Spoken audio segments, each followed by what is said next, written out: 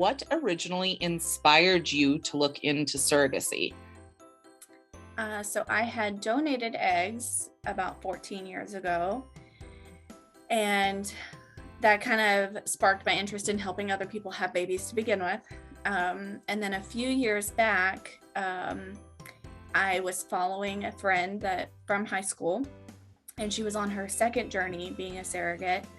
And I kind of just fell in love with the whole scenario, and I reached out to her, got some more information, and then I got linked up with the agency and learned so much more stuff.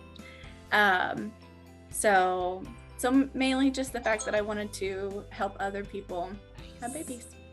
What was your favorite or most memorable moment during this whole process? The actual transfer itself. Ooh, why? So getting to watch it, like on the screen, and the whole science behind it, that was very exciting to me.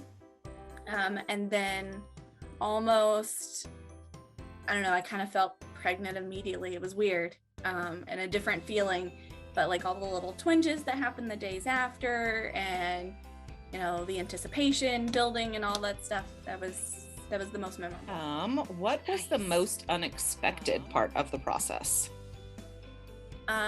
So I was with the agency for almost 2 years before I got matched.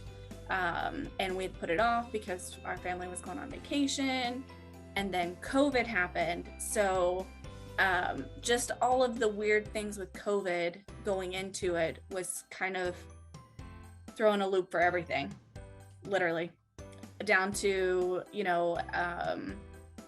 medicine and being, going through the actual transfer, and then intended parents not being able to go to all the appointments, and then they were able to go to appointments, and like slowly starting to get in. It was a weird time. Let's see, how was the matching process? So for me, the matching process was pretty easy. With the first actual profile that we got was with our intended parents. And I felt like on paper, it just matched up really well as far as beliefs and, non-beliefs and things like that. It did take me over a year to get matched, but it was just timing. So it's all worth the wait. How was the pregnancy, and how involved were the intended parents during the pregnancy? Obviously, we know COVID played a part in that. Yeah, so the pregnancy, it had been 14 years since I had been pregnant. So it was a blur to me from whenever I had my own children. But like muscle memory, everything comes back and you realize, oh my gosh, I'm a little older this go around and my body does different things. But the pregnancy itself was fairly easy. I, had similar pregnancies with my own children, kind of here and there. Parents were involved. We talked through text weekly, if not sometimes daily. We sent videos of, my belly movements. We did the belly pods where they recorded stories and I put it on my belly, and then the baby got to listen to all that. We FaceTimed during doctor's appointments whenever they weren't able to be there, and then whenever they were able to be there, they obviously joined. So as best situation that we could come up with. Perfect. How did you talk to other people about the process, like friends or family, or even strangers that might have said something? I didn't really say too much to strangers in the beginning. I kind of just thought it was none of their business anyways. But I told friends and family, and most of it was welcomed, cheer, I would assume, kind of sort of thing. I do remember grocery shopping one time, and this lady was walking around with a toddler and screaming, knocking stuff over, the whole nine. Like, mom's worst nightmares, right? And I was very visibly pregnant at this time, and it was summertime, so I was wearing like a tank top, and she said, just keep it in there as long as possible. And I was like, oh no, this one's going to her parents. Absolutely. So this is kind of like something that I'll never forget. Like, she was just looked at me like, oh, that's a thing. So It's an amazing thing. Yes. How did you talk to your kids about surrogacy before, during, and after the birth? So before we started our journey, I talked to all the kids. I have 3 teenagers, and asked them how they felt about me being pregnant again. And that's all I prefaced it with, was just me being pregnant. Some were like, oh my God, that's totally weird because we're so much older. My son was super excited. He's like, oh, I'd love to have like a little brother to, you know, play baseball with. And I quickly was like, okay, so this is the plan, and we will not be keeping the baby. And then everyone was cool with it. The kids told their friends, you know, especially in the early pregnancy, whenever I was still nauseous, they're like, oh, we can't have friends over right now. My mom is literally sick of everything. But they were excited. We recently got to go see the baby about a month and a half ago. I took my youngest daughter with me, and we spent some time out and got to visit and play and hold and all that good stuff. But, you know, we're living life. How was your delivery and post-pregnancy? So this one's a tough one.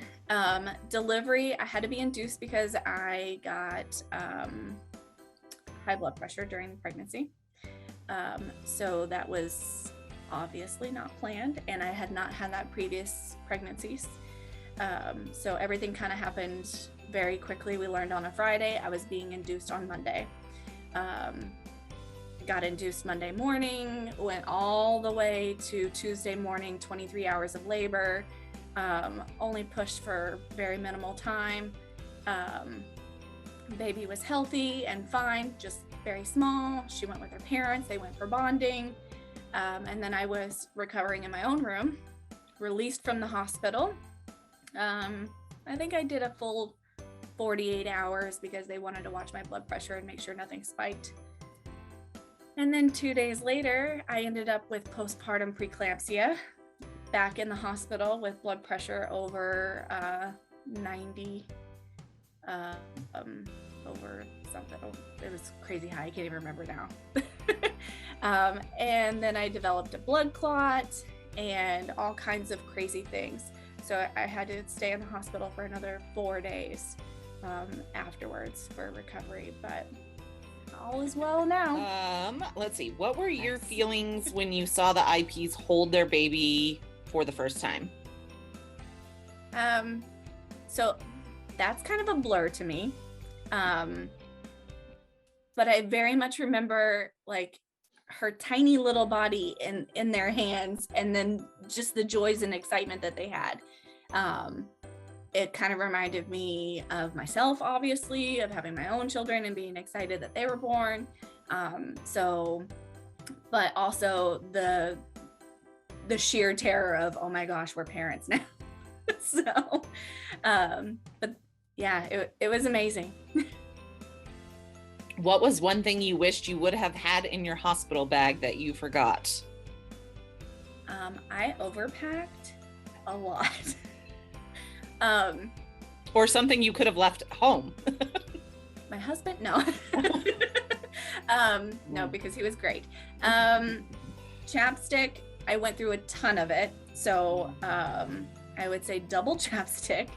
I brought my own labor gown. That was something that I was really excited about.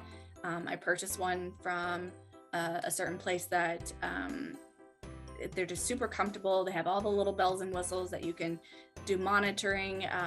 If your hospital has wireless monitoring, you can do that and walk around. That was really super helpful. And something that I asked for that they don't always give, if you have natural birth, I asked for a belly band that they typically give for C-sections. and that helped strengthen my core in the days afterwards. So I definitely recommend that regardless. What did your kids and or your husband say when meeting the baby? My husband was like a proud father himself. He literally cried at the birth. It was the cutest thing ever. He's a super big mush. And then recently, whenever we got to visit with the IPs and the baby, he fell in love with her, wanted to hold her, all the nines, which is super typical of him. He was always into babies. And the kids were super excited, didn't want to hold or anything like that. She was still pretty little. But yeah, everyone was very excited. Nice. What is your relationship and contact with intended parents now? So we still talk probably weekly. They send me updates and photos, and we're Facebook friends and all that fun stuff. So I get to see all the updates with that. We wanted to make sure we got together before the holidays, before everything went crazy.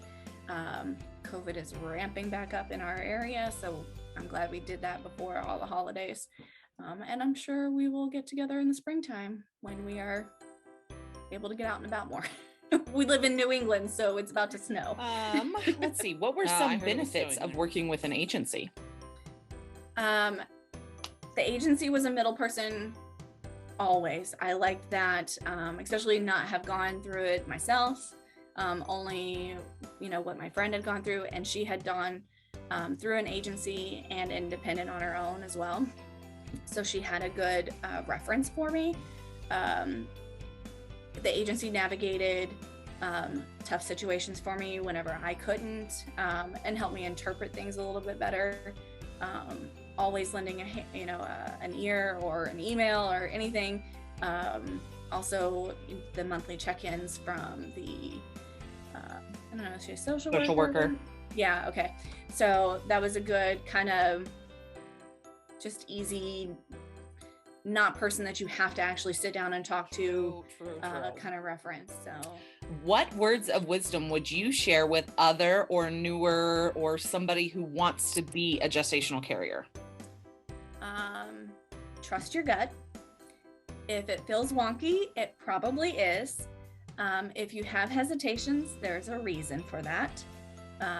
And that goes on anything, hesitations with matching or timing or, your beliefs versus theirs. You shouldn't have to make it work. It will work one way or the other. If it's supposed to, it will. So trust your gut. If you could or wanted to be a gestational carrier again, what would be the reason? Same reason to get into it, just helping other people have babies. I had a thought right before I went into labor, probably like the week before I was diagnosed with hypertension. I was like, I could totally do this again.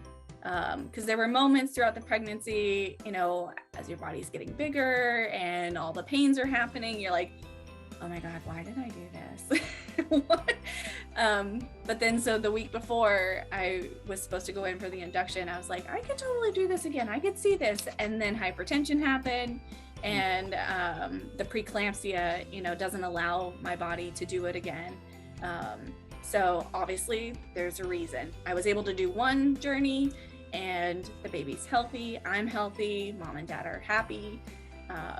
So, I'm fulfilled. Is there anything else you want to add about your experience or something special you want to share, or? So COVID played a big part in a lot of decision making, as it should, because it's totally a thing that we're living with right now. So I can say, having gone through it, that COVID was not the worst part. It had brought out the worst in certain situations and scenarios and all the what ifs. But it's a good precursor to parenthood to begin with. We can't control what's outside, and we just kind of have to grin and bear it sometimes and adapt and overcome. good luck to anyone going through it. Intended parents, also same thing for them. It goes both ways. So